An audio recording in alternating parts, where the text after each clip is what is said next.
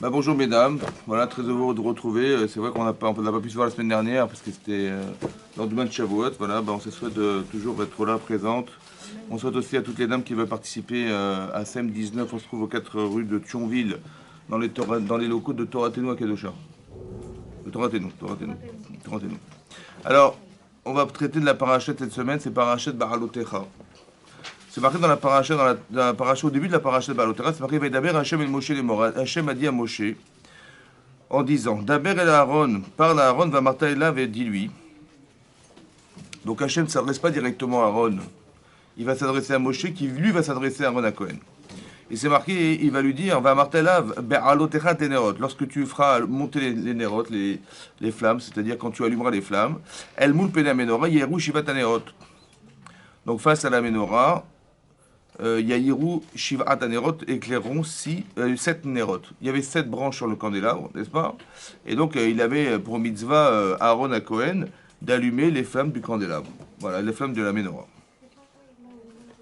Et Rachid expliquait Laman Ispera Parachat Amenorah et Parachat Nessim.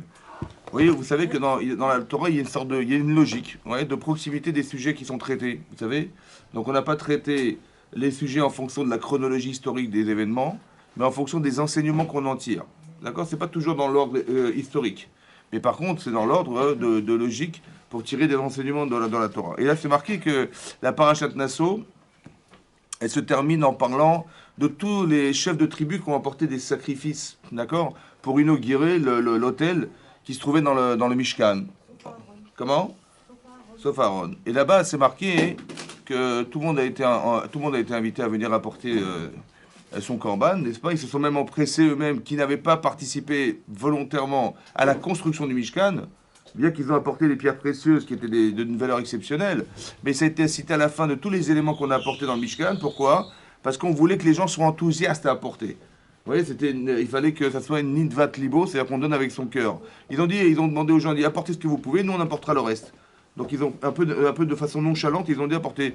Et donc ici on a vu que pour construire Mishkan, ils ont pris ça de façon un peu nonchalante, mais pour amener pour le Misbéach, ils ont dit on y va les premiers. Et c'est ce qui est marqué là, donc ils ont apporté les korbanot, ces fameux sacrifices. Maintenant, quel rapport y a-t-il avec la menorah? Ça va, c'est quoi la logique des deux événements? C'est-à-dire que d'un côté, on nous dit que ils ont apporté, les chefs de tribu ont apporté des sacrifices, et de l'autre côté, on nous dit Aaron, il a allumé la menorah. Quel rapport y a-t-il entre les deux sujets? Alors, c'est la question qui est posée par les Chazal. Ouais, la man nismera parachat menorah et parachat nissim. Alors, réponse des Chachamim, c'est de dire les fiches chez Kshama Aaron, Chanukah nissim, lorsque Aaron à Cohen, il a vu qu'on avait inauguré le Misbéach, c'est-à-dire l'autel qui va être la composante essentielle du Mishkan, Chalsha Azdarto. Chalsha Azdarto, ça veut dire Khalash. Quoi Khalash? Non, pas jaloux, non. Khalash, faible. Khalash Darto. Darto, c'est affaibli, ça veut dire qu'il avait de la peine. Ça va? Comment? Michel Berach, Imotenu, Sarah il a eu de la peine. C'est vrai, vous avez raison. Chez Loayaïmaem Bechanukalu Velo Shifto. Dit Rashi qu'il n'a ni été lui invité, et ni sa tribu. Ouais, ni sa tribu des Kohanim n'ont été invités à porter un korban, ce qui est bizarre, et ni lui-même, qui était Kohen Gadol. Bon, c'est un affront ou pas? Si on vous invite pas, on vous envoie pas de faire part à des mariages de vos amis, ça vous dérange ou pas? Un petit peu le dimanche, c'est vrai. C'est pareil. Lui, c'est pareil. Il était gêné de savoir que il attendait son tour et personne ne l'appelle. D'accord? Donc il a eu de la peine. Qu'est-ce que vous auriez pensé, vous? On va penser à moi. Hein? On va penser autrement à moi. Comment? On va penser autrement à moi. Ah bon, c'est comme ça que vous pensez? Être positif, peut-être que... Les Carrefour, ouais, j'ai compris, mais... Non, peut-être qu'on aura quelque chose d'autre. Non, mais j'ai compris, mais sur le champ, attendez, vous attendez d'être invité à Martin Corban, d'accord? Et vous attendez votre tour. Bientôt, Cohen Gadol. Cohen Gadol, c'est le plus grand des prêtres de... Ça va? Et donc vous attendiez que personne vous appelle. Et je dis, bon, moi un Cohen, même si c'est pas moi, un Cohen, personne ne l'appelle. Comment vous ressentez ça? Déçu, mais dans quel sens déçu? En vous disant quoi? Qu'est-ce que vous dites? Hein? Mais c'est pris dans le mauvais sens, dans le bon sens? Dans le bon sens. Hein? Pour un Cohen Gadol, c'est dans le bon sens. Mais oui, j'ai compris, pour le Hachem. Non, mais je parle pas de façon théorique, hein, je parle de façon... Parce que oui, bien sûr, on peut tout dire. Ouais, oui, c'est théorique. Mais de façon pratique, c'est vrai que c'est gênant, quoi. Mais comment vous le prenez comme une culpabilité? Quand vous le prenez comme... je sais pas, comment ça se comprend, ça? Hein? Une injustice. Ah, c'est une injustice, voilà. C'est mal pris en général, ouais, on se sent mal. Ou on peut se dire, on se justifie en se disant... soit en se disant, bah, j'ai dû fauter. Dieu il m'a privé de cette possibilité, c'est de ma faute, j'ai fait le veau d'or, voilà. J'ai participé au veau d'or, Dieu n'est pas content, il m'a dit reste chez toi. C'est ça. Ou bien je vais me dire, bon bah si Dieu l'a décidé, vous avez compris, on discute pas les volontés divines, oui. On voit que c'est pas ça qu'il a pensé. C'est intéressant de savoir qu'est-ce qu'il a ressenti, c'est important. Pourquoi? Pourquoi c'est important?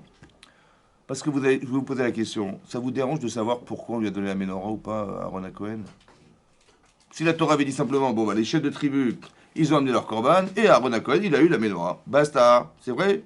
J'ai besoin de savoir son état d'âme à Aaron Cohen, pourquoi il a reçu la Ménorah. Ça vous intéresse de savoir ça? Hein, c'est des choses qui sont privées, on raconte pas la vie des gens, n'est-ce pas? Mais la Torah, Chachamim dit, oh, ouais, il a eu la Ménorah parce que on a l'impression que, vous allez voir que c'est un caprice. C'est-à-dire que c'est marqué, il a eu de la peine, et à la suite de ça, Hachem, qu'est-ce qu'il va dire? Il va dire la chose suivante, Chayecha. Hachem dit, je jure sur toi, Chayecha, sur ta vie. Shelchak de la Mishelaem. Shelcha, ce que je vais te proposer, c'est plus grand que ce que eux ils ont eu. Chez Atam Madlik Ometi Betanerot, parce que toi tu vas allumer et tu vas nettoyer les nérotes, les flacons dans lesquels se trouvait l'huile et les mèches. Mais ça, c'est plus grand aux yeux d'Hachem que d'avoir apporté les corbanotes pour inaugurer le Misbéach. Et t'inquiète pas, voilà, je vais t'apporter, tu vas voir la Ménorah. On a l'impression de dire, j'ai de la peine. Le petit garçon qui a de la peine, vous avez compris? Il dit, j'ai pas eu ma sucette. Tu dis, voilà, la sucette. C'est comme ça. Comment vous comprenez, quelle attitude Hachem il a eu en disant, d'abord, on nous parle des sentiments d'Aaron Cohen qui sont intimes, hein, on n'a pas le droit de rentrer dans sa vie, on n'a pas besoin de savoir, vous avez compris? Et la Torah nous parle de ses sentiments internes, et à part ça, on voit comment Hachem il a réagi à ça. En lui disant, t'inquiète pas, ce que je vais te proposer est plus grand que ce que je leur ai demandé de faire. En fait, Ça intéresse. Comment? Il a quand même ressenti un manque. C'est ça. Hachem, il lui a comblé. Mais c'est intéressant de réfléchir comment ça se pense. Quand Hachem nous prive de quelque chose, en général, on est vexé, on le prend mal. C'est un sentiment de Yetzerato, vous dites ça, ça. C'est intéressant. Hein. Alors comment il faut le réfléchir? Il faut le la plus naturelle possible. Ça veut dire que chez Dommage, j'aurais tellement aimé être là. Vous avez compris? J'aurais tellement voulu participer. J'aurais tellement voulu, comment vous dire, faire partie des gens qui ont été nommés aussi, parce que pas pour Kavod, hein, pas pour aucun rapport avec le fait d'avoir des honneurs ou quoi que ce soit, mais simplement j'aurais tellement aimé participer à l'inauguration du Misbéach, voilà, par mitzvah. Et je dis, mais ça te manque ou pas? Oui, ça me manque.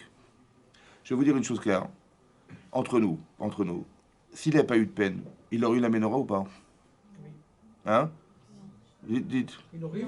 Il aurait eu ou pas? Bah oui. Évidemment, donc c'est pour ça que c'est marqué dans la Torah qu'il a eu de la peine. Pourquoi faire?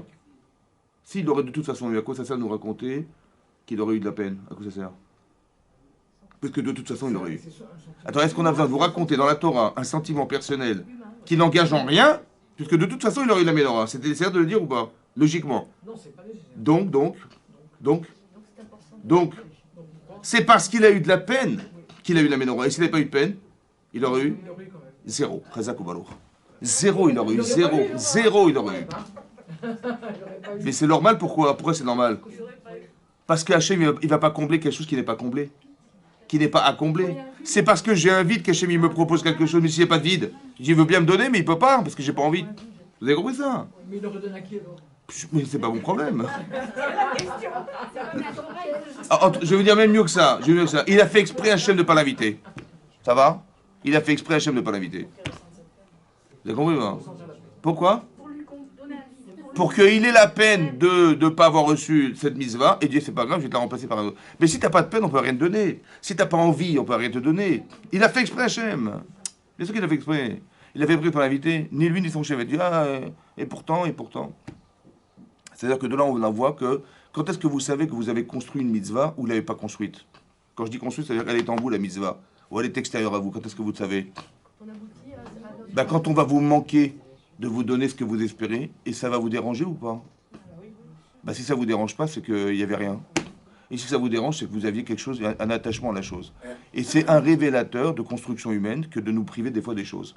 Et c'est ça qui se passe ici. Vous comprenez ce que ça veut dire? Donc essayez de le comprendre en vous disant merci Hachem de m'avoir fait savoir que j'étais attaché à la mitzvah. Merci. Parce que moi je ne le sais pas. Hein. Mais c'est quand ça va manquer. Par exemple, voilà, il n'y a pas eu cours mercredi. Comment ça va comment vous êtes senti? Vous avez compris? C'est là on sait qu'il y a un attachement à la mitzvah. Vous avez participé à des shiurim, ça vous a aidé, ça vous a construite. Ben, ça nous manque, bien sûr. Et ben, c'est comme ça qu'on le sait. Mais c'est quand il y a eu un manque qu'effectivement, ça va être un révélateur de construction. D'accord? En tout cas, c'est marqué clairement ici que c'est ça qu'on lui a donné. Maintenant, Hachem, il a considéré que d'allumer les nérotes, c'est-à-dire d'allumer les flammes du candélabre, c'était plus important à ses yeux, Hachem, hein, plus que d'apporter des corbanotes sur le misbéach, ça veut dire que de se faire expier des fautes qu'on aurait pu faire. Un plus important, Hachem. Qu'est-ce que c'est que cette histoire de lumière? Voilà. Il fallait allumer le... En fait, cette question, elle est posée dans le Midrash. Le Midrash pose la question, il dit que les Bnei Israël, ils ont demandé, et à quoi ça sert d'avoir demandé à Aaron à Cohen d'allumer les nérotes? Mais déjà, Hachem, il éclaire le monde. Voilà, on est suffisamment éclairé, Baruch Hachem. Ouais? Oui? Pourquoi la vie n'est pas si laide? Donc on aurait... Mais, oui, donc ça veut dire qu'on aurait suffi de la lumière qui existe déjà. Pourquoi on a besoin de rajouter de la lumière? Pourquoi? Pourquoi on a demandé à Aaron à Cohen d'allumer les nérotes? À quoi ça sert? Déjà, tu es au roche et l'olam. Tu es la lumière du monde, Hachem. Ça sert à quoi de rajouter? Le Midrash, il explique la chose suivante. Écoutez bien. Hachem a dit, je sais que vous vous sentez redevable. Pourquoi? Parce que pendant les 40 ans du désert, Hachem, il nous a éclairés en permanence avec une colonne de feu. Pendant la nuit, il y avait, le jour, il y avait une colonne de nuée. La nuit, il y avait une colonne de feu qui nous éclairait en permanence. Il dit, je sais que vous vous sentez redevable de la lumière que je vous ai apportée toutes ces 40 années. Alors, pour un peu vous libérer et soulager de ce que vous me devez, alors allumez-vous les nérotes. Et là-bas, le Midrash, il ramène ce machal, cette parabole, qui est que, voilà, imaginez-vous, il y a un aveugle qui s'est égaré dans la rue. Ça va? Un type non-voyant, il s'est égaré dans la rue, il est perdu comme ça, et vous le voyez dans la rue, et quelqu'un le voit dans la rue égaré. Il dit, mais qu'est-ce qui se passe, monsieur? J'ai l'impression que vous êtes perdu. Il dit, oui, je suis perdu, je ne sais pas où je suis. Il dit, mais où est-ce que vous allez? Il dit, ben, je rentre chez moi. Il dit, mais vous habitez où? Il dit, j'habite à tel endroit. Il dit, écoutez, je sais où vous habitez, je vais vous accompagner. Il dit, ah merci. Et donc le voyant accompagne le non-voyant, ils arrivent devant ça, et donc il l'accompagne jusqu'à chez lui, ils arrivent devant sa porte, et le voyant dit au non-voyant, ben, on va rentrer chez vous. Il dit, avec plaisir. Donc il ouvre la porte, il rentre, et le voyant dit au non-voyant, allume la lumière. Il dit, mais j'ai pas compris, mais c'est vous qui voyez, c'est vous qui m'avez accompagné, c'est vous qui... Allumez vous-même sur l'interrupteur, appuyez sur l'interrupteur vous-même. Il dit, mais non, je sais combien vous vous sentez redevable. Parce que vous ne pourrez jamais me rendre ce que je vous ai fait, d'accord? Alors, si vous participez un petit peu avec moi à ce que je vous ai donné, alors ça va vous soulager. Ça s'appelle la Hakarat Hatov. D'être sensible au bien qu'on nous a fait, ouais, et d'être gêné du bien qu'on nous fait. Hachem, il suppose qu'on devrait être gêné d'avoir été éclairé en permanence pendant 40 ans. Comment je vais rendre à Hachem ce qu'il m'a donné? Alors Hachem, il dit, écoute, je vais te soulager, allume les nérotes. Vous avez compris? Ça veut dire qu'Hachem, il nous propose de faire la mitzvah d'allumer la menorah. Pour Hachem, ça, ce que je vous dis là, c'est plus important que tout. Hein.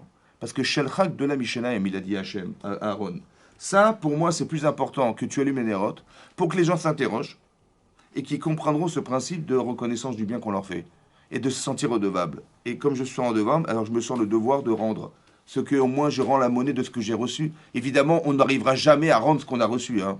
Je vous rassure, là, 40 ans de lumière, on ne pourra pas. Par contre, si je peux participer un petit peu, en montrant que moi aussi je peux participer et que tu n'as pas besoin de faire autant que ça s'appelle la reconnaissance du bien. Et ça, c'est fondamental dans la vie. D'accord? Dans quelle mesure ça serait, comment ça se réfléchit, la reconnaissance du bien? Comment ça se réfléchit? Alors, le Rav Chaim Shmulevitz, il a écrit un sefer, ça s'appelle Sechot Moussar. Et là-bas, il explique, il a plusieurs références dans la Torah pour expliquer comment, d'abord, ça se réfléchit, comment ça se cultive, la Hakarat Hatov. Parce que c'est fondamental dans la vie de reconnaître le bien, de savoir dire merci, c'est important. Ouais. Et donc là-bas, c'est marqué que il y a un Midrash Rabbah connu qui est là-bas, c'est marqué que Réhouven, oui, alors que tous les frères unanimement avaient condamné Yosef, d'accord, il était condamné à mort parce que Mored Bemalchut, son rêve, il était révélateur. Quand il arrivait, vous allez tous vous prosterner à moi, vous êtes des étoiles, vous vous prosternez à moi, vous êtes des gerbes qui se pliaient devant moi. Il a compris, quand on interprète logiquement le rêve, Yosef il se prend pour le roi d'Israël. Voilà, le roi des 12 Shvatim, donc du peuple juif. Et donc Yehuda, qui est censé être le roi d'Israël, il va se prosterner devant Yosef, ce qui est impossible. Vous comprenez? Donc ça veut dire que c'est traduit tout de suite comme Mored Ben Malchut, se rébellant contre la royauté d'Israël. Et ça, c'est condamné à mort. Donc ils ont jugé unanimement, il les condamne à mort. C'est marqué Vaishma Reuven. Il a entendu Reuven. Veyetzileum et Adam.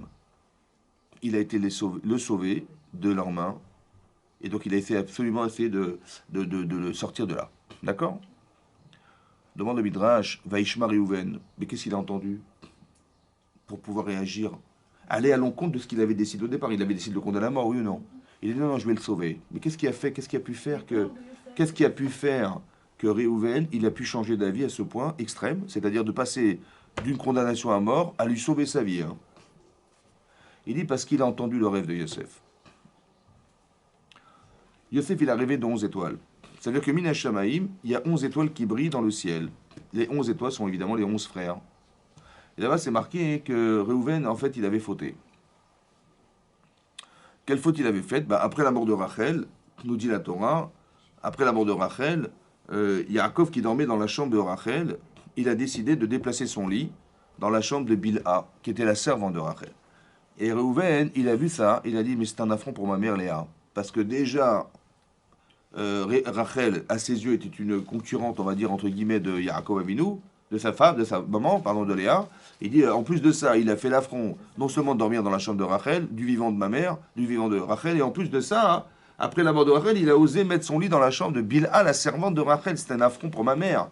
Et qu'est-ce qu'il a fait? Il a pris le lit de son père, il l'a déplacé dans la chambre de sa mère pour lui apprendre à vivre. Ça va? Et ça, c'est une faute énorme. Pourquoi c'est une faute énorme? Un et deux.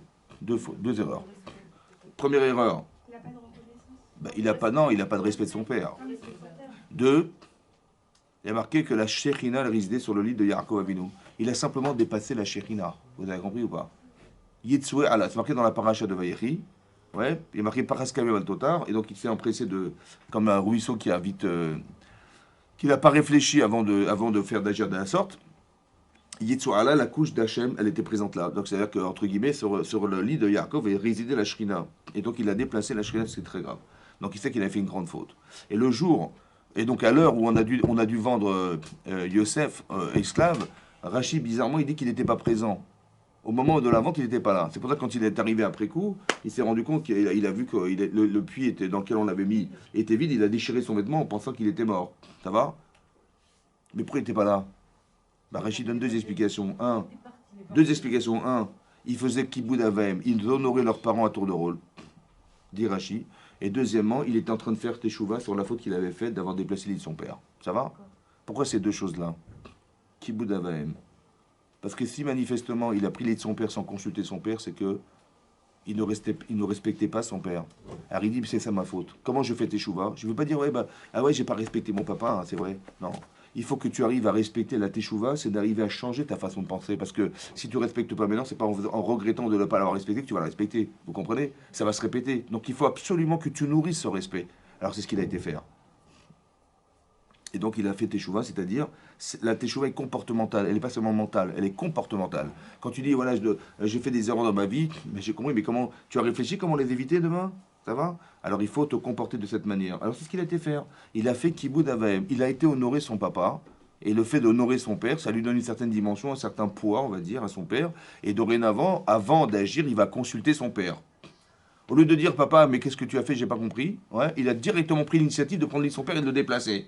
Vous avez compris ça? C'est ça l'erreur. Mais c'est par manque de respect de son père. Et la deuxième chose aussi, c'est qu'il a fait teshuva. Oui. Maintenant, est-ce que la teshuva de Reuven, elle a été agréée par Hachem? Oui. J'en sais rien. Comment je vais savoir, moi? On ne sait pas. Alors il a vu par le rêve de Yosef. Oh. Quand il a vu 11... Normalement, il aurait dû rêver de combien d'étoiles, Yosef? S'il était mort, Bachamaïm, Reuven. De 10 étoiles. Or, il est arrivé de 11 étoiles. Donc, dit le Midrash, par le fait d'avoir été Makir Tova à Yosef, d'avoir rêvé et de lui avoir informé qu'il était vivant Bachamaïm, il a dit, je vais lui sauver sa vie. Ça veut dire, première chose qu'on apprend, c'est que la reconnaissance du bien, ce ne sont pas simplement des modalités de bienveillance. Vous comprenez comment ça marche? Non. En vérité, il va changer le jugement qu'il avait condamné Yosef pour lui sauver sa vie. Ça va au-delà de ce qu'on imagine. Ça veut dire qu'on apprend dans la Torah que le fait d'être Makir Tova, c'est-à-dire de reconnaître le bien qu'on m'a fait, ça va au-delà des limites de la justice. Je l'ai condamné à mort. J'ai dit, objectivement, c'est vrai, il est condamnable. J'ai dit, non, je vais le sauver. Mais comment tu peux à l'encontre de ce que tu as jugé être grave? Parce que je lui dois. Je ne regarde même pas ce qu'il est. Il est peut-être condamnable, peu importe. En tout cas, je suis redevable. Je vais lui sauver sa vie par reconnaissance. Je ne regarde pas le personnage comme je l'ai jugé, mais comme je suis redevable. Vous comprenez ça? C'est très important que vous entendiez ça. Que la karatatov, de reconnaître le bien, peu importe la personne. Ça va? Voilà. Ça, c'est une chose première à comprendre. Donc, il a dit, ouais, je vais à l'encontre complètement de mes idéaux, parce que je sais que je suis redevable. Voilà, il m'a fait une tova, il m'a appris, il m'a soulagé en sachant qu'Hachem, il m'avait agréé ma teshuva, super. Merci Yosef. Merci Yosef, comment ça merci? Bah oui, c'est grâce à toi que j'ai su. Et donc, je vais te sauver la vie. Ok, ça c'est une chose. La deuxième chose, c'est comme ça. Le Rav Chaim Shulevitz, il amène, il dit comme ça, il dit que en général, vous savez, en général, on est reconnaissant vis-à-vis des gens qui ont eu des intentions vis-à-vis de nous. Hein? Quelqu'un, il a pensé à vous pour vous aider dans tel domaine, pour vous trouver du travail, pour vous faire rencontrer quelqu'un. Si quelqu'un est en Chidour, une fille est en Chidour, tiens, on a pensé à toi, merci beaucoup. Il a eu des bonnes intentions, merci de m'avoir fait rencontrer cette personne, merci d'avoir permis de trouver ce travail, merci de... Donc en général, on est reconnaissante ou reconnaissant dans la mesure où on a eu des bonnes intentions vis-à-vis de soi. C'est vrai. Mais si j'ai reçu une tova, j'ai eu un bienfait quelconque, mais sans qu'il y ait une intention quelconque de l'intermédiaire. Dans le cadre de Yosef, quand Yosef il raconte son rêve, vous croyez qu'il avait une intention de dire à Reuven, écoute, Mazal Tov, Hachem il t'a agréé ta teshuva? Zéro. Et est-ce qu'il s'est rendu quand même redevable vis-à-vis de Yosef? Oui. Donc j'apprends ici autre chose. C'est pas un aller-retour en disant ah il a eu des bonnes intentions pour moi alors je vais lui rendre des intentions qu'il a eues vis-à-vis de moi. Non, le principe il est clair. Dès l'instant où vous recevez une tova de quelqu'un, c'est fini, vous êtes redevable. Peu importe comment il l'a pensé, pourquoi il l'a pensé. Vous avez compris ça? Ça veut dire qu'on n'est pas dans quelque chose qui est d'un aller-retour en se disant ah il a bien pensé à moi, ben moi aussi en retour je penserai à lui. Non. Tu as reçu une tova, il t'a appris quelque chose, même si lui il n'avait aucune intention de t'informer de quelque manière qu'il soit de ce qu'il t'a donné comme tova. Peu importe, en tout cas, tu te sens redevable. Ça veut dire qu'on est dans un principe de, c'est pas tu m'as fait ça, alors je te fais ça. Et si tu m'as rien fait, et si tu n'as pas d'intention, c'est Hachem qui m'a donné en fait l'information. Toi, tu n'as rien fait pour ça. Non, on arrête de réfléchir comme ça. Dorénavant, je sais que j'ai reçu la tova, je sais. Il a été choisi par Hachem. Il est l'intermédiaire, je me permets de respecter l'intermédiaire. Vous avez compris? Même si derrière, il n'y a aucune intention quelconque de sa part. C'est ça qu'on apprend aussi. Non seulement, premièrement, on apprend que quand on est Makir Tova, on va changer carrément la façon de penser. Oui, c'est-à-dire qu'on va, même une personne que j'aurais condamnée à mort, hein, je vous dis clairement, hein, on doit réfléchir en se disant je vais lui sauver sa vie. Ça, c'est la Akaratatov. Et deuxième chose, ça n'est pas parce qu'il a pensé à toi que tu vas réfléchir en disant il a pensé à moi, je penserai à lui. Non, même s'il n'a pas eu d'intention quelconque, tu dois essayer de reconnaître que sauf, grâce à lui, tu as eu quelque chose. Ça va? Deuxième chose. Il y a beaucoup de références dans la Torah. En général, quand on pense à quelqu'un, on a une intention. Enfin, quand on fait du bien à quelqu'un. Mais même, bien sûr, en général, vous avez... Mais et s'il n'a pas eu d'intention? Ah, non. C'est ça qu'on est en train d'expliquer ici. C'est ça le chidouche. C'est que même s'il n'a pas eu d'intention vis-à-vis de moi, en vérité, je vais vous dire même mieux que ça, c'est un affront. Regardez le paradoxe. Il est arrivé que je me prosterne à lui. Ça va? Et moi, au lieu d'être haineux vis-à-vis de lui, comme il a osé parler de moi, je ne regarde pas le rêve de la manière la plus dramatique. Mais je vois, il m'a dit, mais attends, mais qu'est-ce qu'il a... Il m'a dit quelque chose qui est extraordinaire pour moi. Il m'a dit que j'étais agréé par Hachem. Vous avez compris comment ça se réfléchit? Mais ça, il faut un lev-tov. Il faut avoir un bon cœur pour voir cette manière. Parce que la première approche, quand on condamne quelqu'un, c'est comment tu as osé. Quoi, tu vas régner sur nous, tu vas nous gouverner. La première approche, c'est de dire, mais c'est désinvolte. Tu te moques de nous, quoi. Tu t'es pris pour qui? Vous avez compris? Et on tombe dans ce panneau. En fait, lui, il a vu une autre manière. Il a vu d'une façon à ce que Hachem lui a aussi envoyé ce message en lui disant quand la kavod, voilà, je t'ai agréé ta teshuva. C'est important qu'on sache traduire les événements. Ça va? C'est pas simple, je vous dis, c'est pas simple, mais il faut avoir des midot tovot aussi pour être capable de voir de cette manière. Oui. Je pense qu'il est monté de Madriga. Qui? Il s'est élevé. Qui? Ben, celui qui est reconnu. Réhouven, bien sûr, ouais. Oui. Oui, bien sûr, ouais.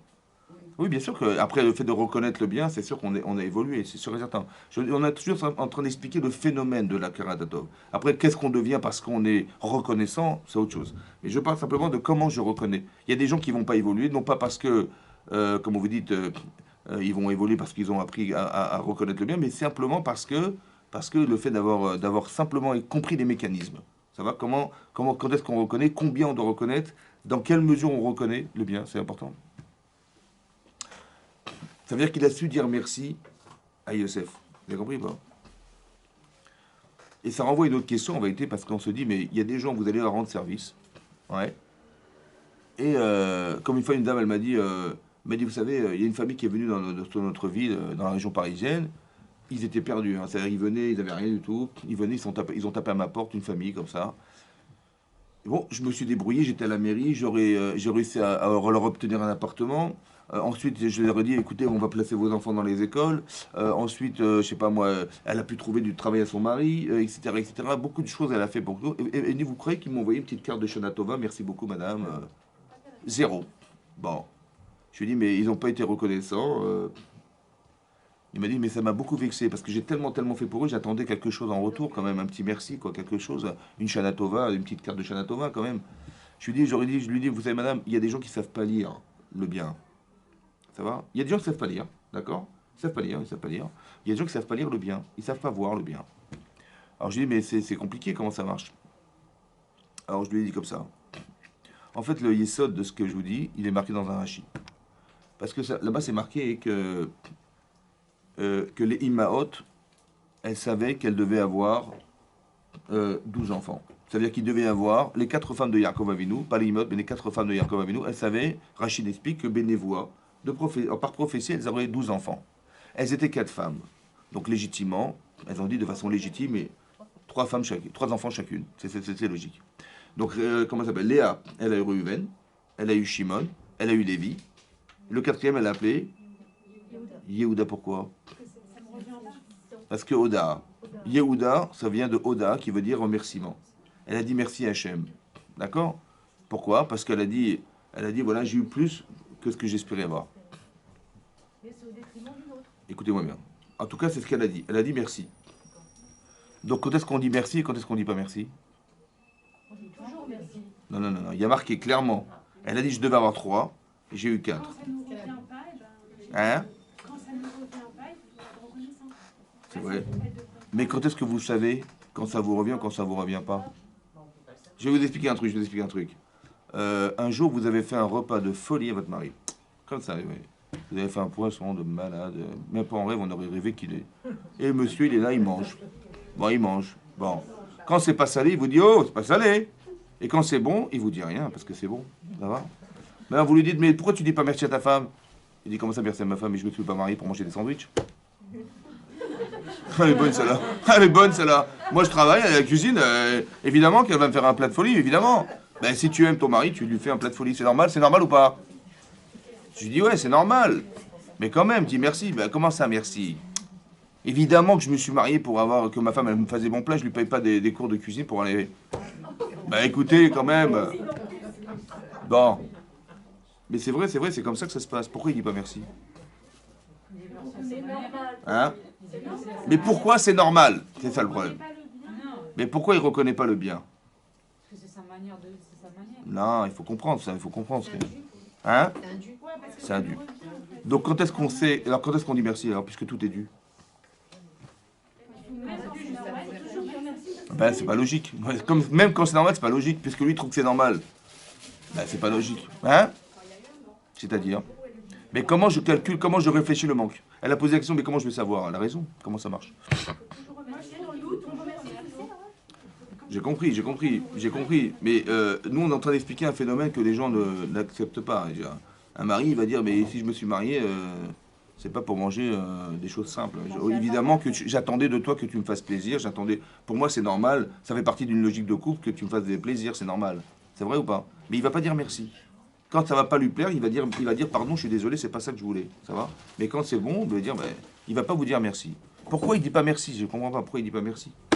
Oui? En fait, c'est marqué dans Rashi. Vous savez pourquoi il dit pas merci? Parce qu'il est marqué dans Rashi. Léa, elle a dit, j'attendais combien d'enfants? J'ai eu plus que ce que j'espérais. Maintenant, il faut que tu saches, qu'est-ce que tu attends des autres? Combien? Si tu attends tout, tu diras jamais merci. Mais si tu dis, Moi, si j'avais été tout seul, j'aurais fait un sandwich au saucisson, ça va? Mais non, hein. Bon, c'est pas très appétissant, mais elle m'a fait un truc, mais ça m'a fait plaisir. Est-ce que c'est au-delà de ce que tu pouvais attendre? Alors, il faut savoir mesurer combien tu attends des gens. Et à partir du moment où tu sais combien, alors tu diras merci. Il y a des gens qui attendent rien, il y a des gens qui attendent plus, il y a des gens qui attendent tout, il y a des gens qui... C'est en fonction de ce que tu attends des gens. Si tu sais que tu dois attendre, que si tu sais que sans elle, tu pourrais pas voler. Non, je gueule. Tu sais que sans elle, si tu sais que sans elle, tu n'aurais pas pu manger mieux que ça, alors dis merci d'avoir plus que ce que tu espérais. Elle a dit, Léa, elle a dit, j'ai eu 3. Voilà, c'est ce que j'attendais. J'ai eu 4, j'ai eu plus que ce que j'espérais, mais il fallait calculer combien t'attendais des gens. Combien t'attendais d'Hachem? T'attendais combien d'Hachem? 3? Ouais, t'as eu 3, mais bah, t'as pas dit merci à 1, t'as dit merci à 4. Pourquoi? Parce que 3, c'était normal. Mais combien tu attends des gens? Combien tu attends d'Hachem? C'est toi qui décides de la mesure. À partir du moment où tu sais combien tu attends, alors au-delà de ce que tu espères, mais il faut jamais penser j'attends tout. Parce que tu diras jamais merci aux gens. La Karatatov, elle se construit dès l'instant où je savais mesurer combien j'espérais avoir. Oui, mais ça dépend de chacun. Comment? Ça dépend de chacun. Exactement, Chazak ou Baruch, Michel Bérard. Mais il faut trouver à un moment donné une limite. Il y a une limite, bah oui. Si on espère rien. Tant mieux, super, que la cavote, super. C'est-à-dire que dès la première fois, vous direz merci la première fois. Voilà, on dit toujours merci. C'est-à-dire qu'il y a des gens qui vous diront jamais merci, il y a même des gens qui vont vous dire, mais attends, tu m'as trouvé du travail, tu m'as trouvé machin, mais dis-moi à moi merci que je t'ai fait faire une mitzvah. Ah mais bien sûr, hein, les bonnes celles-là. Sans moi, tu aurais jamais fait cette mitzvah. J'ai chesed, que moi aussi j'étais pas pauvre, je disais pas. Dis-moi toi merci. Il y a des fous furieux, mais ça existe dans la vie. Mais ça vient pourquoi? Parce que en fait, parce que le problème c'est ça. Combien tu attends? Combien tu attends? Vous avez compris? Bah, il y en a, dès qu'ils reçoivent un petit peu, ils disent merci. Mais comment ça se fait? Parce que Parce que un petit peu, c'est beaucoup. non, parce qu'ils attendaient rien de vous. Et donc maintenant vous avez donné 1, pour eux c'était, il y avait 0, donc merci beaucoup de m'avoir donné 1. Mais il y a des gens qui attendent 5. Ben, je dis, mais tant qu'ils n'arrivent pas à 5, je dis pas merci. Il y a des gens qui attendent tout. Il y a des gens, ils attendent tout, voilà. Donc il dit, C'est de bah, l'orgueil, ça. comment? C'est de l'orgueil. Non, c'est une logique humaine, ça peut être partie de la logique. Comme dans une logique de couple, quand on partage. Il y a des gens qui habitent en cohabitation. Ça va, des couples. Ils sont pas soudés, ils sont en cohabitation. Donc il dit, bah toi tu es à la cuisine, moi je suis au travail. Donc chacun son rôle. Tu t'occupes des enfants, et quand les enfants sont mal habillés, je te dis, oh ça va pas, parce que tu joues pas ton rôle. Mais c'est pas ça, on joue pas un rôle. Fais-le. Voilà. Donc vous avez compris, donc c'est ça. La karatatov, vous avez compris de reconnaître le bien. Non, je rigole, c'était pour vous. Mais non, Non, mais j'ai compris. moi aussi. Mais non. Donc c'est ça. Vous avez compris, c'est ça. Ça veut dire en vérité, qu'est-ce que ça veut dire? Ça veut dire qu'on devait savoir lire le bien. De savoir lire le bien. Et de savoir combien j'attends de bien. Ça va? C'est marqué dans le. Il y a un Midrash Rabbah hein, qui dit que quand Hachem il a demandé à Moshe Rabbeinu d'aller sauver les Bnei Israël, ouais, devant le Sné, devant le buisson ardent, il a dit voilà ta mission, c'est d'aller parler à Paro et de libérer les Bnei Israël d'Égypte. D'accord? Qu'est-ce qu'il a dit dans la Torah? Qu'est-ce qu'il a dit Moshe à Hachem? Il dit il faut que je demande à mon beau-père. C'est marqué dans la Torah, il a dit je vais aller voir Yitro et je vais lui demander est-ce que je peux partir Béchalom. Comme c'est qu'il fallait d'avant la permission de Yitro pour pouvoir sauver les Bnei Israël. Vous avez compris ça? Quand vous lisez ça, vous dites Moshe Rabbeinu, gendre idéal, il vient voir son beau-père en lui disant qu'est-ce que je peux y aller, ça ne vous dérange pas que. Bon, Hachem lui dit vas-y, pourquoi les Israéliens sont en souffrance? D'où on sait qu'ils sont en souffrance? Parce que Hachem, il a été représenté par un feu sur un buisson. Pourquoi le buisson, Rachidi? Pourquoi on a choisi cet arbre? Rachidi, parce que Anochi, Imo Anochi Betsara. Il y a des piquants sur les buissons, d'accord? Il dit ben moi je suis assis sur des piquants. Voilà, moi-même je souffre. Donc tu sais qu'Hachem il souffre de voir les Israël en souffrance. Et tu vas voir ton beau-père pour lui demander ça te dérange pas que j'aille en Égypte? C'est normal ça?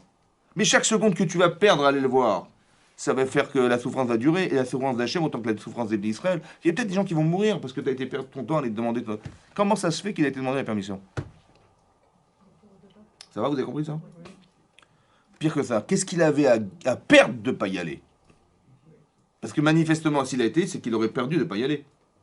Il aurait perdu de ne pas y aller. Qu'est-ce qu'il avait à perdre de ne pas y aller? Il a pensé qu'il avait gagné à aller là-bas. Mais pourquoi tu as pensé gagner? Mais qu'est-ce que tu perdais de ne pas y aller? Vous comprenez ou pas? C'est ça qu'il faut comprendre. Qu'est-ce qui lui a pris par la tête à Moshe Rabbeinu? Qu'est-ce qu'il avait à perdre de ne pas aller voir son beau-père? Perdre. S'il avait perdu, ça aurait été catastrophique. Alors là-bas, le Raphaël Friedlander, il explique comme ça. C'était le Mashgar de Ponovitch. Il est comme ça. Moshe Rabbeinu, il est capable physiquement de sauver les Israël. Hachem, il s'adresse à lui. C'est grâce à qui qu'il est là? Bah ça Yitro. Pourquoi? Parce qu'Yitro, il l'a protégé pendant 10 ans. Il était recherché par la police, Moshe Rabbeinu. Oui ou non? Qui c'est qui l'a protégé pendant 10 ans? C'est Yitro.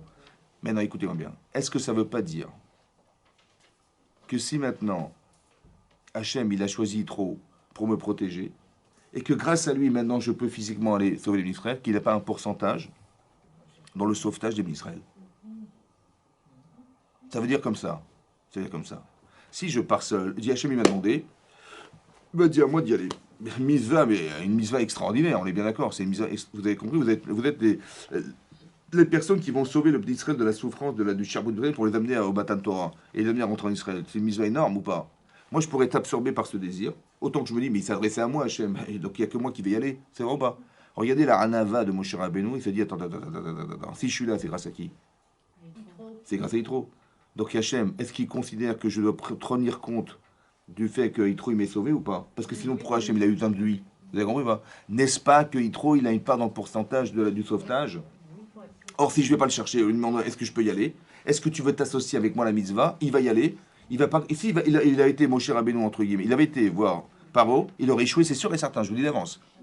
Il aurait dit mais j'ai pas compris. Mais tu m'as dit d'y aller, ça va marcher. Comment ça se fait? Tu sais pourquoi? Parce que tu n'as pas eu la karatatov de savoir que c'est grâce à Yitro que tu es là aujourd'hui. Mais pourquoi tu crois que c'est pas des calculs d'apothicaire? C'est d'expliquer que si tu sais que tu es là grâce à lui, il faut aussi reconnaître qu'il a un pourcentage dans le sauvetage du clan Israël. Et donc demande-lui de s'associer à ton mérite. Pour faire que à votre mérite associé, on va sauver l'Israël. Vous avez compris pas? S'il n'avait pas eu d'Akaratatom, Moshe Rabbeinu aurait échoué. C'est ça qu'il explique le Rav. Vous avez compris? Ça veut dire qu'on devrait avoir cette Mida Tova, de dire je suis Makir Tova. Ça veut dire de savoir d'où tu viens. Ça va? C'est marqué Yegmara dans Megillah, la Gemara elle dit que quand Achashverosh, il ne trouvait pas le sommeil, vous vous rappelez? Bon, qu'est-ce qu'il a demandé? Il a demandé à ses scribes là, qui étaient là, il dit ouvrez-moi le livre des chroniques. Bon, ils ont ouvert, et ça a été lu là-bas que Mordechai, un jour, il a dénoncé Shnei Sarissa Meler, deux eunuques du roi, Bigtan Vateresh, qui essaient de comploter contre Achashverosh pour l'assassiner. Bon, finalement, on a fait une enquête, ça a été vérifié, et Baruch Hashem, on les a condamnés, et il a pu être sauvé grâce à Mordechai. Il a dit, mais quelle récompense on a fait à cet homme? Il a dit, ils n'ont dit rien. Et qu'est-ce qui frappe à la porte? Aman qui vient pour annoncer à Achashverosh qu'on va pendre Mordechai. Coïncidence incroyable, le pauvre, hein, miskin. Le jour où il a voulu pendre Mordechai, c'est là que Achashverosh il apprend que cet homme lui a sauvé la vie. C'est marqué dans la Megillat Esther, va tomer Esther, Beshem Mordechai. Elle a dit Esther au nom de Mordechai. Et de là-bas, la Gemara elle tire une règle. Kol haomer davar Beshem Omro. Tout celui qui va dire quelque chose au nom de celui qui lui a dit, Mevi Geoula Laolam. C'est vrai que si elle était venue voir le roi en disant écoutez, j'ai entendu dire qu'il y a deux eunuques du roi qui veulent vous condamner, qui veulent vous empoisonner. Ah bon, oui, on fait une enquête, hein. On aurait dit, mais Esther, elle a dit que deux eunuques du roi voulaient condamner, voulaient exécuter, comment dire, Achashverosh. On n'aurait pas mentionné Mordechai, vous imaginez la catastrophe ou pas? Alors c'est vrai que dans ce cadre particulier, la Géoula s'est faite grâce à ça. C'est-à-dire la Géoula, ça veut dire que la délivrance du peuple juif, elle s'est faite grâce à ça. Parce qu'on a pu pendre, Hachem il a utilisé ça pour inverser et faire que celui qui voulait pendre Mordechai, finalement celui qui a été pendu, par la potence, il avait préparé pour Mordechai. C'est vrai ou pas? Et donc on a pris une règle. La règle, Kol haomer davar beshem omro, vous saurez dorénavant que quand vous direz quelque chose au nom de celui qui vous l'a dit, alors vous apporterez la Géoula Baolam. Demande le Maharal de Prague, il dit je comprends pas. Mais cette règle, elle ne s'applique pas à n'importe quelle situation. C'est simplement parce que ici, effectivement, dans le cadre de Esther Amalka, elle a dit au nom de Mordechai, alors la Géoula s'était révélée par ça. Mais est-ce que c'est une règle générale qu'il faut toujours dire au nom des gens? Qu'est-ce que ça va avec la Géoula? Vous avez compris? Un jour, on va être délivré parce qu'on est capable de dire au nom des autres. Qu'est-ce que ça a à voir avec l'histoire d'Esther Amalka? Comment? Oui, mais qu'est-ce que ça a à voir avec la Géoula? Vous avez compris? C'est la question qui demande le Maharal. Là-bas, dans le cas particulier d'Esther Amalka, c'est vrai, Chazak ou Baruch, ça s'est révélé comme ça. Mais ça ne peut pas être une règle générale. C'est une règle particulière à la situation d'Esther. Mais dire non, c'est une règle générale, il faut dire au nom de. C'est quoi l'objet? Alors là-bas, il explique le Maharal, il dit comme ça, écoutez bien ce qu'il dit. Vous avez entendu un chidouche, un dvar Torah de quelqu'un. Vous avez une information, vous l'avez su par quelqu'un. Est-ce que vous avez volé l'information, disons, je vais dire à mon nom? où je vais voler l'information en disant non, non, je vais vous dire un truc. Et en fait, je ne l'ai pas inventé, hein, je l'ai appris de quelqu'un. Mais je vais voler l'information en vous disant je vous dis une information, ou je vous dis un Vartora, n'importe quoi, au nom de. Comme si c'était moi qui l'avais compris, ou je l'avais inventé, d'accord? Ou je dis au nom de celui qui l'a dit. Au nom de celui qui l'a dit. Mais pourquoi faire? Parce que celui qui l'a dit, qui me l'a dit, de qui l'a entendu? Et celui qui l'a entendu, de qui l'a entendu? Et de. Bon, on va arriver où? On va à Moshe Rabbeinu, ouais. Et Moshe Rabbeinu l'a entendu de qui? Chazak ou Baruch. Ça veut dire qu'on veut t'habituer à avoir une gymnastique intellectuelle de ramener tout le temps les choses à l'origine. Parce que l'origine, c'est qui? Il faut que tu t'habitues. Parce que si tu casses la chaîne, tu ne seras jamais Ma'amin. Vous avez compris ce que ça veut dire, ça? Ça veut dire, à Omer d'avoir Beshemomo et Vigalolam, ça veut dire, il faut que tu t'habitues toujours à avoir l'honnêteté de dire je sais de lui. Ça va? Parce que ça te permettra un jour de reconnaître, et que tout le monde reconnaîtra, que tout ce qui est à l'origine de ce que tu es, c'est Hachem. Mais vie Géoula Balam. Ça veut dire que si tu acceptes c'est Hachem, la Géoula peut venir. Mais si non, c'est grave. Parce que si tu n'as pas de Karatatov, comment tu vas faire? Vous avez compris ça? Ça veut dire qu'il faut savoir reconnaître le bien. Il faut savoir le rapporter et le dire au nom de celui qui me l'a dit. Je suis Makir Tova. Pas je lui vole le chidouche. Et je dis oui, je vais vous dire moi, finalement j'ai cassé le maillon de la chaîne qui nous liait avec Hachem. C'est très grave ça. C'est ça qui est grave, vous comprenez? C'est pas simplement de dire c'est malhonnête. C'est beaucoup plus grave que d'être malhonnête en disant je vais vous dire une chose que j'ai apprise. Soit disant que je connais, ou je vais vous dire non, c'est malhonnête. Mais c'est pas un problème de malhonnêteté, c'est beaucoup plus grave que malhonnête. C'est que dire qu'on a cassé le principe que Hachem il est derrière tout ce que nous vivons. Ça va? Et ça, c'est un principe qui n'est pas seulement lié au fait d'avoir dit quelque chose au nom d'eux, mais de savoir revenir à l'origine de ce qui existe. C'est très important, ça. C'est ça qui va faire que la Géoula va venir. Parce que si on ne reconnaît pas Hachem, comment voudriez-vous qu'Hachem il se manifeste? Puisqu'on ne reconnaît pas qu'il existe. C'est fondamental. Il y a 3 plaies d'Égypte, oui. Est-ce qu'on peut dire aussi que ça nous aide à travailler sur la Nava? Bien sûr, bien sûr. Voilà, Bien sûr, ça aussi, il faut des ça- midotes. C'est ce qu'on avait dit au départ, que comme Réhouven, il va entendre le rêve de Yosef, il va se rebeller, mais de quel droit il se permet de croire que je vais me prosterner devant lui? Non, il a la Hanava, l'humilité de dire non, il y a un autre message. Parce que c'est frustrant de savoir qu'on est humilié par son frère. Mais d'un côté, il dit, mais de quoi il a rêvé? D'avoir l'humilité de dire, attends, d'abord j'écoute son rêve et après je vais réfléchir. Mais il a aussi dit qu'il y avait 11 étoiles. Et 11 étoiles, j'ai fait partie des 11 étoiles, donc Hachem, il a agréé à Teshuvah. Mais ça, il faut avoir des midotes pour voir comme ça. Il faut avoir un leftov. Il faut être capable de pouvoir, voir autrement les choses. Mais ça dépend des midotes des gens. Ça, c'est aussi un chemin pour revenir à Ah la oui. source. Là, on n'est pas en train d'expliquer qu'est-ce qu'il faut comme qualité humaine pour arriver à la carte. Moi, je veux juste expliquer les principes. Après, chacun, mais il y a des principes qu'il faut établir. Comment ça marche? Ça, c'est important qu'on le comprenne. Après, est-ce qu'il faut des midotes? Bien sûr, il faut des midotes. Il faut des midotes tovot, évidemment. Mais c'est-à-dire que vous avez raison. Mais quelque part, moi, ce qui m'intéresse, c'est de... Qu'est-ce que c'est que la Karatatov? Dans quelle mesure on est Makir Tova? Combien on doit être Makir Tova? Qu'est-ce qu'on gagne à être Makir Tova? C'est des choses qu'il faut savoir. Et donc, c'est ça qu'on apprend d'ici, qu'il faut reconnaître le bien. Vous avez vu que Hachem, il a dit à Moshe Rabbeinu, il y a eu combien de plaies d'Égypte? Il y a eu 10 plaies d'Égypte. Il en a exécuté combien, Moshe Rabbeinu? Combien il en a exécuté? Combien il en a fait? Lui-même. Lui-même. Hein? Combien lui-même il a fait? Il en a fait 7. 7. Il y a 3 makotes qu'il a refusé de faire. Il y a marqué dame, dame. C'est quoi dame? Le saint dame. Et kinim. Donc dame, c'est les femmes. Et kinim, c'est l'époux. Le mari. Non, c'est peut-être ça grâce, c'est pour ça que je vous dis ça. Mais non. Donc il y avait quoi? Il y avait dame, Sfardéa, kinim, Arov, Dever. Donc dame, Sfardéa, il l'a fait ou pas? Dame, Sfardéa, il a refusé. Dame, le maître le nil encens, il a refusé. Et les Sfardéa, les grenouilles, il a refusé. Et kinim, il a refusé. L'époux, il a refusé. Pourquoi? Il a dit parce que j'ai été sauvé. Ma mère, quand je suis né, où elle m'a mis ma mère? Dans l'eau du Nil. Je ne veux pas frapper l'eau du Nil. D'accord? Et je ne veux pas non plus parce que les grenouilles vivaient dans le Nil. Je ne veux pas non plus frapper les grenouilles qui vivent dans le Nil. Et Kini, parce que quand j'ai frappé le Mitzri, il a été enterré dans le sable. Je ne veux pas taper la terre. Pourquoi, dit l'Og Midrash, Akeratatov? Ça va ou pas? Vous avez compris ou pas? Vous avez compris ou pas? Akeratatov de quoi? Attendez, non. Attendez, de quoi on parle? On parle du Nil. Ça va le Nil, ça va le Nil, ça va l'eau, ça va l'eau. Je vais Akeratatov de l'eau? Attends, franchement. Attends, je vais expliquer. Si je ne reconnais pas, est-ce que l'eau, elle va rougir? C'est vrai qu'elle a rougi, l'eau.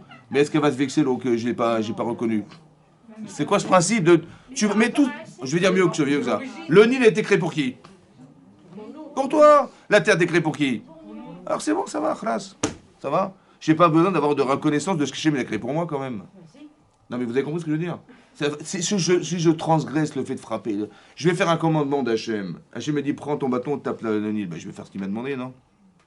Est-ce que c'est contradictoire? Pour Moshe, c'était contradictoire. Quelle contradiction? Je vais quand même pas frapper ce qui m'a fait du bien. Hâte qu'il y ait des cas, on doit être Makir Tova. Vous avez compris? L'eau, c'est un domaine. Ça veut dire que c'est quelque chose qui n'a pas de vie, qui n'a pas de conscience, qui n'a pas de... Mais pour qui je le fais? Pour elle ou pour moi? Pour moi. Pourquoi? Pour que moi, je devienne une meilleure personne. Pour que je ne me contredise pas. Assour Minatora de se contredire. Vous avez compris ça? Ça veut dire que si moi j'ai reconnaissance, je dis mais Dieu m'a demandé, je dis tu vas respecter ce qu'Hachem t'a dit. Hein. C'est vrai. Mais est-ce que c'est pas contradictoire interne, façon interne? Comment tu peux frapper ce qui t'a fait du bien? Vous avez compris ça? Je n'ai pas le droit de faire ça. Je n'ai pas le droit de me contredire. Ça veut dire de recontredire les valeurs que j'ai créées. Pourquoi? Parce que là, c'est de la karatatov. Par exemple, vous allez comprendre. Le vendredi soir, votre mari fait kidouche. D'accord? Mais vous avez couvert le pain. Hein. Les chalotes, vous les couvrez ou pas? Pourquoi vous les couvrez? Pourquoi? Pourquoi? Elle a dit, madame, elle a dit, parce que pour ne pas faire honte aux chalotes. Mais non. Vous allez vérifier un jour, quand votre mari fera kidouche, vous avez soulevé le petit napperon là-bas et vous allez voir si les mettre les chalotes elles rougissent. Non, on sait jamais, jamais. Vous allez voir comme ça. Là. Non, c'est vrai, c'est vrai. Vous allez voir. Elles vont rougir les chalotes. Non. Donc ça veut dire quoi faire honte aux chalotes? Ça veut dire quoi faire honte au pain? Hein? C'est comme ça. Ben, je vais dire autre chose, comme ça. Si vous avez du pain, vous avez du vin et vous avez du boursin. Non, si vous avez du pain et du vin, quel bracha vous faites avant? Le pain ou le vin? Hein? Pourquoi le pain? C'est le pain ou le... En général. Vous avez du pain, vous avez du vin. Qu'est-ce que vous faites comme bracha d'abord? Pourquoi le pain? Pourquoi? Ben, la logique, c'est que le pain me fait vivre. Mais le vin me fait plaisir. Entre la vie et le plaisir, vous choisissez quoi? Maintenant, est-ce qu'on peut manger vendredi soir sans faire kidouche? Donc je suis obligé de faire la bracha sur le vin avant de faire la bracha sur... Et donc comment je vais faire? Parce que je peux pas. Donc ça veut dire quoi couvrir? Vous savez, vous, qu'il faut d'abord manger avant de boire. Hein? Pourquoi? Mais pour lui, vous faites ou pour vous? Pourquoi faire? Pour le plaisir.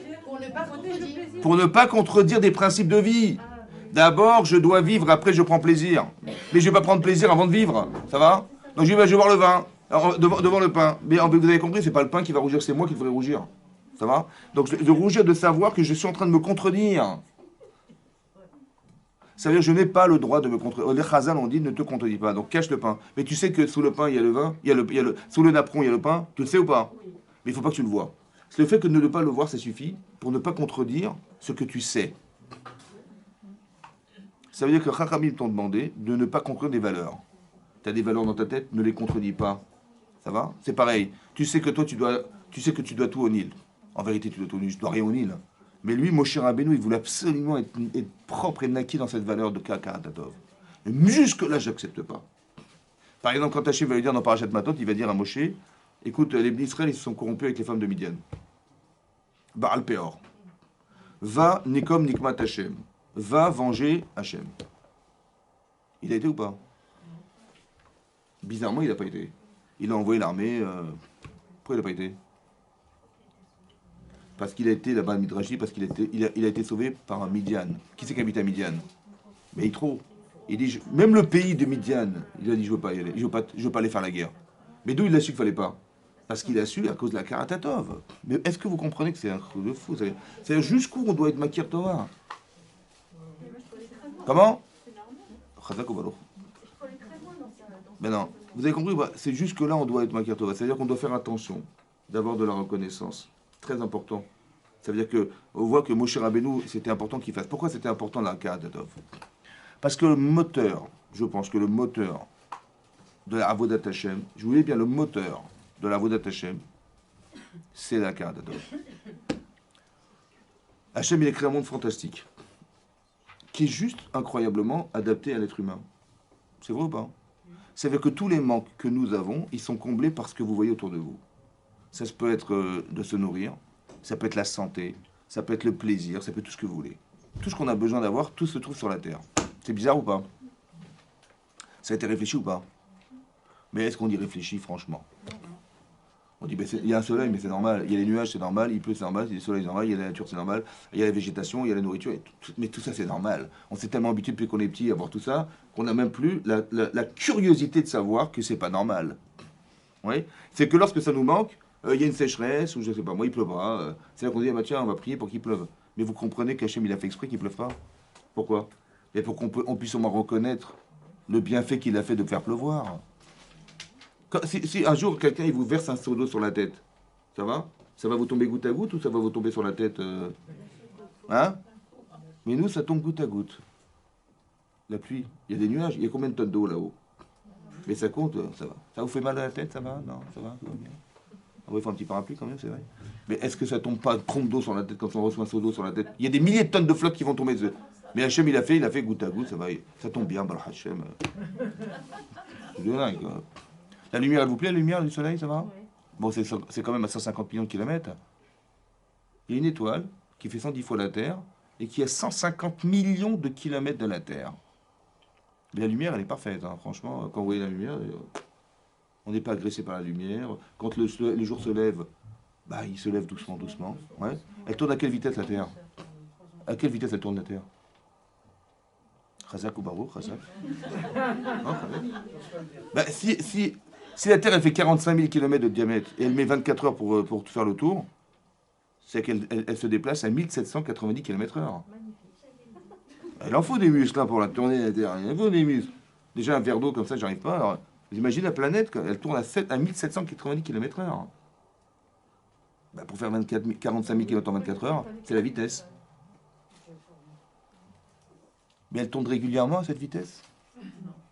Dites oui, dites oui. Bah, bien sûr, tous les jours, c'est à la seconde près. Hein. Mais c'est à la seconde près. Et si elle tournait à 4000 km/h, qu'est-ce que ça change? Non, ça change que le soleil va se lever comme ça. Hein. Ah bah oui, vous vous réveillez le matin, votre mari vient avec une torche, il vous met sur le visage la lumière. Mais vous avez vu comment ça monte doucement, doucement. Mais c'est 1790 km/h quand même. Et c'est comme ça que le soleil il va apparaître doucement, doucement. Il est gentil Hachem ou pas? Mais est-ce qu'on reconnaît tout ça? Est-ce que vous reconnaissez que tout ce qui existe n'a aucune raison d'être sur la Terre? Bah, ailleurs, la Lune, c'est une boule de pierre. Vénus, Mars, il n'y a rien. Mais là, il y a de la vie sur Terre. Mais il y a combien de millions de paramètres pour faire que la vie existe? Est-ce que vous vous rendu compte que les éléments qui sont présents n'ont aucune raison d'être là? Je ne sais pas d'où ils sortent les poissons, hein, j'ai pas compris. Vous avez compris, vous? Les êtres humains, vous savez d'où ils sortent, vous? Non, j'ai jamais vu un type faire de la Terre comme ça. Bonjour, ça va? Je connais pas. La nature non plus, les oiseaux, les machins, les arbres. Bon, tout ça, ça existe. Mais d'où ça sort, je sais pas. À part ça, bizarrement, il y a une logique naturelle de conservation de la nature qui fait que vous allez prendre une graine, vous la plantez dans la pierre, ça ne pousse pas. Mais dans la terre, ça pousse. Bon, je sais pas, ouais. Et il faut de l'eau, il faut de l'air, il faut de l'oxygène, il faut de la chaleur, il faut du soleil, il faut tout ça, voilà, il faut tout ça. Mais tous ces éléments, ils sont présents. Ça veut dire que la chose existe en coordination avec tout ce qui existe autour. C'est un chidouche gadol, ça. Que par hasard, il y a une coïncidence entre tous les éléments, chidouche. Et à part ça, que nous-mêmes, on soit adaptés à la nature, ou du moins la nature s'adapte à nous, inverse, c'est encore plus un truc de fou, quoi. Vous comprenez que c'est pas logique tout ça? Comme par hasard, les choses existent, comme par hasard, elles vivent ensemble, et comme par hasard, on se nourrit avec et on se soigne avec. Comme par hasard, quoi. Ah ben non, c'est la nature, elle a des lois, c'est bien réfléchi, Razak, hein. Franchement, quand la cavote, hein. C'est vrai ou pas? C'est bien réfléchi ou pas? Les gens vont vous dire, bah, c'est la nature. Non, il faut dire la nature. Bon, la nature est bien faite, la nature est bien faite, c'est vrai, la nature est bien faite. Bon, mais c'est tellement bien réfléchi que après je me suis dit, mais il est où le cerveau de la nature? Parce qu'il y a bien quelqu'un qui est dans la nature qui réfléchit quand même, parce que les lois naturelles sont bien pensées, franchement, millimétrées. Hein. C'est vrai ou pas? Il est où le cerveau? Elle est où la tour de contrôle de la nature qui fait que tout ça, ça... Vous allez voir un scientifique qui dit, bah, la Terre elle tourne, machin, l'inclinaison de la Terre, si la Terre n'était pas inclinée comme ça, on serait congelé. Mais c'est qui réfléchit là-haut? Il est où le penseur de la nature? c'est que quand vous allez réfléchir comme ça, que vous allez être Makir Tova. Savoir combien on lui doit. Maintenant, si vous avez compris qu'on lui doit tout, on peut faire les mitzvot, ça va? C'est pas le minimum? Ah, c'est le minimum. C'est pour ça que je vous explique que le moteur de la Avodat Hashem, ce qui peut nous motiver à dire tiens, je vais faire une mitzvah parce qu'il me donne tellement Hashem. C'est comme si vous êtes le matin dans votre lit, comme ça, ouais, et quelqu'un il vient, il vous fait votre lit, il vous dit ne bouge pas, je vais faire les Tiyat Yadayim, ne bouge pas, je te mets ton petit café, ton petit croissant, ne bouge pas, je vais au travail pour toi, ne bouge pas, je m'occupe de tes enfants, je m'occupe de... Et toi, tu es comme ça, dans ton lit, comme ça, tu es comme ça. Je dis, bah, ça va, 5 minutes, c'est bon, merci beaucoup, merci, ça va. À un moment donné, vous dites, bon, c'est bon, c'est gentil, mais laisse-moi faire. Oui, non. Mais c'est ça qu'on devrait dire à Hachem. Laisse-moi faire quelque chose pour toi, un petit peu quand même. Le minimum de la Karatatov. Vous avez compris pourquoi c'est impliquant, la Karatatov. Ça veut dire que le minimum, c'est ça. Pourquoi vous croyez qu'on a une mitzvah de Kibboud Avayim, à votre avis? Pourquoi j'ai une mitzvah d'honorer mes parents et de craindre mes parents? Pourquoi? On leur doit tout, on doit la vie, chef. Qu'est-ce que vous pouvez leur rendre? Est-ce que vous pouvez leur rendre la vie? Non. Est-ce que vous voyez tous les efforts qu'ils ont fait pour vous? Combien de nuits ils n'ont pas dormi pour vous, madame? Combien ils ont investi pour vous? Combien de souffrances? Combien d'argent? Combien? Est-ce que vous allez rembourser tout ce qu'ils vous ont payé? Ça coûte pas mal quand même, c'est un petit paquet. Est-ce que vous pensez à rembourser un jour? Oui, mais je vais vous expliquer autre chose. Écoutez-moi bien. Là, je suis en train de vous expliquer autre chose. En train de vous expliquer comment vous allez rendre. Comment vous vous ressentez redevable ou pas? Bien sûr. Est-ce que vous vous sentez, vous avez le malaise de savoir que ils vous ont fait tout ça, comment je vais rendre un jour? Un petit peu comme la Ménorah. Il y a Aaron Akon, il dit, mais j'aurais tellement voulu participer à Hanoukat HaMizbeach, l'inauguration du Mizbeach, j'aurais tellement aimé, et j'ai pas pu. Et là, j'ai vraiment de la peine. Il dit, t'as de la peine, alors je vais te donner la Ménorah. Si tu as de la peine de savoir que tu pourras jamais rendre à tes parents quelque chose, le minimum, c'est Kibboud Avayim.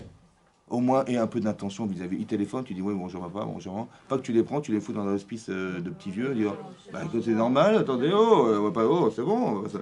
À Karatatov, vous avez compris. Le minimum, c'est de dire, voilà, je vais au moins honorer mes parents. Mais ça veut dire qu'Hachem, qu'est-ce qu'il a voulu? Il dit, parce qu'en fait, on devrait avoir cette peine et ce souci de se dire, mais comment je vais rendre? Alors Hachem dit, écoute, je t'ai fait une mitzvah pour soulager cette détresse. Fais au moins qu'il vous donne dans ta vie. Vous avez compris? Respecte tes parents, honore tes parents. Ça va permettre de soulager une conscience qui te pèse, en fait, de savoir que tu ne pourras jamais rendre. C'est comme la Ménorah. Hachem dit, mais je t'ai éclairé pendant 40 ans, comment tu vas rendre? Tu peux pas, alors c'est pas grave, allume la Ménorah. Participe un petit peu, au moins participe, parce que rends-moi, soulage-toi de savoir que tu vas rendre un peu. Vous avez compris? Vous avez compris? Chazak, mesdames. Chazak au Baruch.